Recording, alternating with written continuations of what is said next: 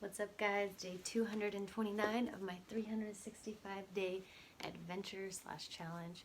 Hang on, I actually want to show you my little man Tintin. So cute. So anywho, today what I'm talking about is, I want to call it Universal Shuffle. So these are some of my favorite books, and let's see, let's start here with, I don't know, I got these two books I read, I don't even know, early 20s, like maybe 21, totally changed my life. Rich Dad Poor Dad, Robert Kiyosaki, Kim Kiyosaki, freaking love you guys. But I've read these books a handful of times, like through Audible and also reading them. But what I like to do is I go like this, bam, bam, and then I just go, okay, cool, this is what I need to hear right now. So I grew up with my mom doing tarot cards, and so I was getting my tarot read at like 5 years old. But it's kind of like the shuffling of the cards and seeing what the universe wants to bring to the table, and I kind of do that with my books. So I'm going to do this for you guys right now. Robert Kiyosaki wants to share this with us, or the universe, whatever you want to think of it.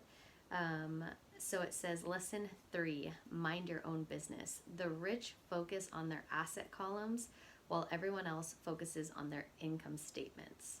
So I'll just kind of like leave it at that, but I like to look at this and I go, okay, cool.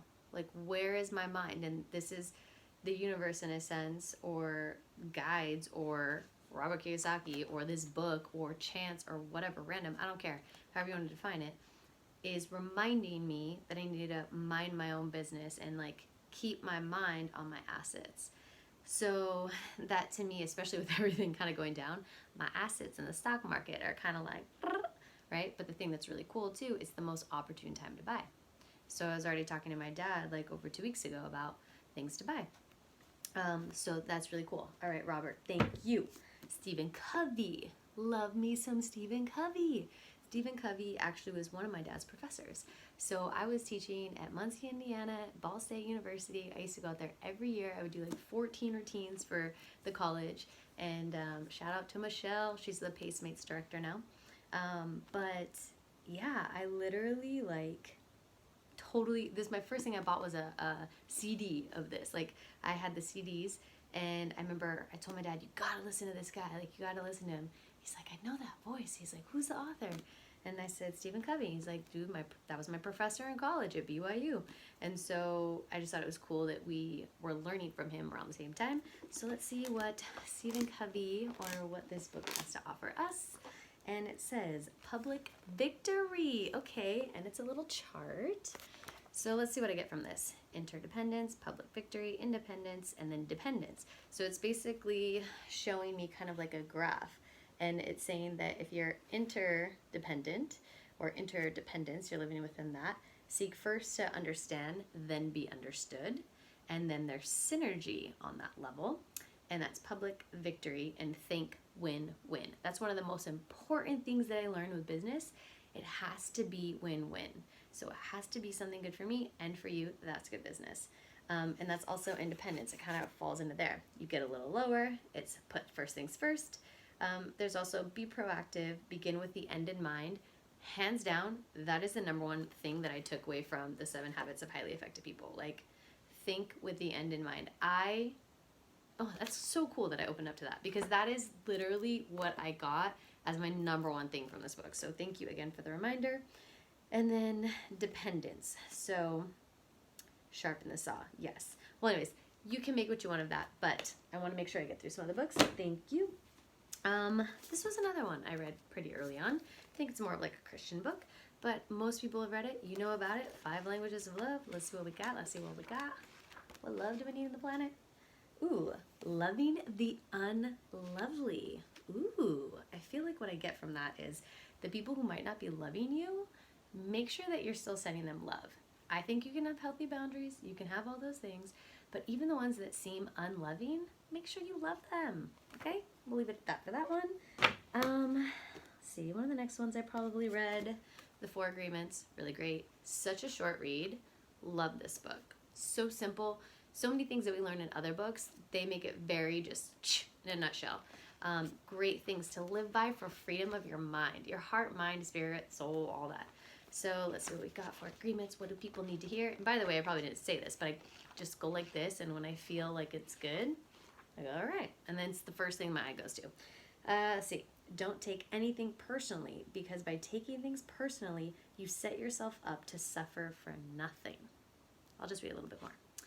Humans are addicted to suffering at different levels and to different degrees, and we support each other in maintaining these addictions. Ooh, shoot. Whose addictions are y'all supporting? I love that. Don't take anything personal. I feel like what that says is kind of going from the 5 love languages is even when people aren't being the most lovely, you give love. And when you give love, if you're truly coming from that space, there's not room for anything else. You're not going to take it personal. You're like, all right, you're dealing with your stuff. I'll leave you there. That's cool. Start with why. This book did so well. There's a great TED Talk with Simon Sinek, if you guys just want to listen to his TED Talk. But really all big industries, and not just regular industries, but companies that disrupt industries, really all start with why. So let's see what we got here. What do we need to remember, tune into? Okay, hang on. We need to do that again. Sorry, guys. My eyes wandered. Okay, so this is... So it's kind of in a story right here, because this book is a lot of stories. But it says, but it was the mechanics and the teachers, his fellow pilots, and the culture of the Air Force and Captain Robinson who ensured that he could trust himself to get the job done.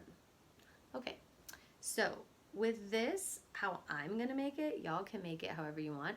But because it's in a story and they're talking about trusting that someone's going to get it done, to me, it's like that idea of like, let go and let God. Let go and trust that it's always going to happen for you, which is exactly what we need to do in this situation. And then my girl, Jen Sincero, I kind of slept on you, girl. I'm not going to lie. I kind of started to listen to this audiobook because my friend Ivana, probably, I don't know, 2-3 years ago, she was like, dude, you need to listen to this girl and listen to You Are a Badass, because I feel like when you talk, it's like listening to the same people. Like you guys just sound like the same people. And I kind of listened to a little bit of the audio, and I was like, meh, I just feel like it's like a lot of things I've already heard, and I don't know. But then I gave it a shot. So good. I love Jen. I'm such a fan. And I love You Are a Badass at Making Money. So let's channel our badassery. Yes? Okay. Remember that you are number 1. I love that. Put your priorities first. Don't check emails or voice messages or Facebook until you've gotten into your day and accomplished some of the tasks you want to do. Don't answer the phone or text while you're busy. Other people's needs can occupy several lifetimes worth of our attention, and if you let them, they will.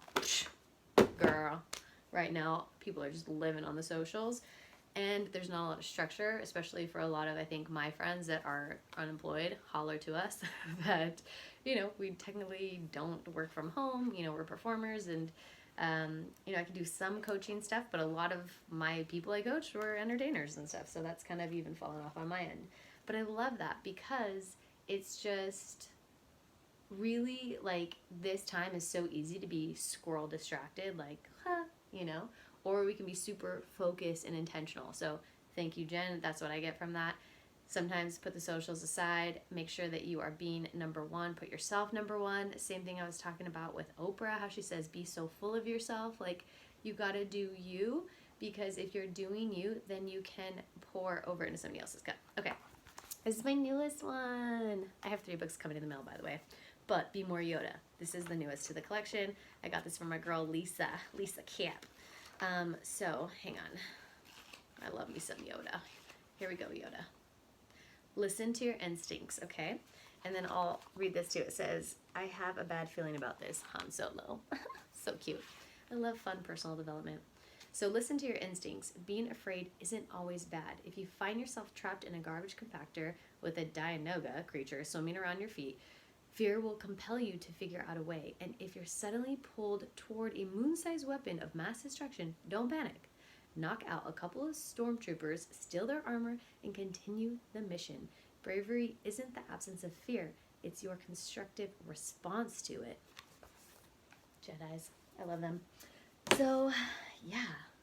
All of that is, I think there's a couple things in there of trust, right? Even that last one. And kind of, you know, being courageous, and you know what, to put yourself first, you got to be courageous. And sometimes you're going to have to love people that are not being loving, or they're being a little cry. And at the same time, what else did we touch on? I don't know. I already forgot. No, just kidding, guys.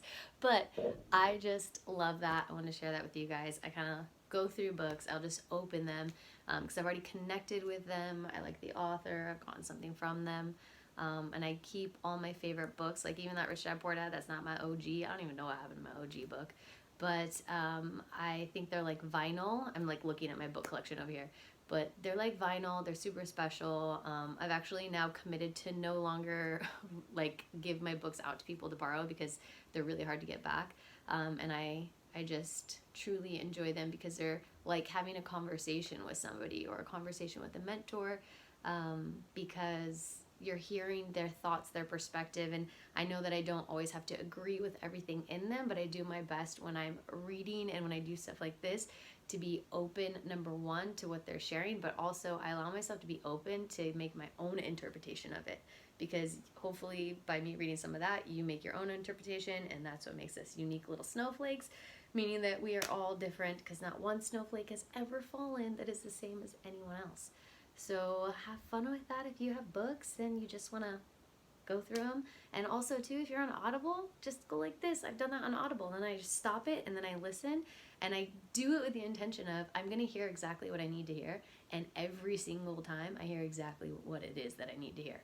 So whether you do tarot or books or whatever, really what's manifesting in your world is whatever the intention is. That's like, I think, the key here, because you can make anything. So cheers to that, guys. Day 229. Sucker. Bye, guys.